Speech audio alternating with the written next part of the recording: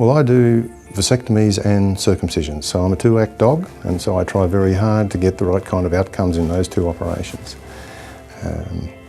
I have had a lot of surgical experience. I worked for 20 years in a rural community, and I had a country hospital that I was a superintendent of, and so I did a range of surgical procedures, pretty much anything that 5,000 people can throw at you over a 20-year period. Since I came to the Gold Coast, I'm working in a clinic environment. I chose to do vasectomies and circumcisions because they lend themselves very well to working in the kind of environment that I'm in, and it allows me to keep my surgical hand in. And I've been busily doing vasectomies and circumcisions on the Gold Coast now for 13, 14 years.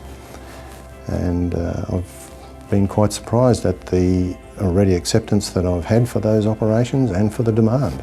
I see people, of course, from the Gold Coast, but pretty much the length and breadth of the East Coast and west of Australia.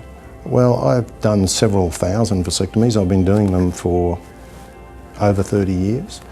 In the first 25 years or so, I did them as part of a broader surgical practice. And so the numbers of circumcisions that I did were nothing like what I'm doing now. I've done several thousand in the last 10 years.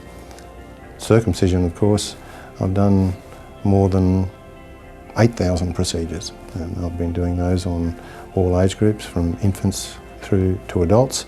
The operation's quite different in boys who are prepubertal. It's something known as a plastibell procedure, very simply conducted. We can do that pain-free in the clinic environment.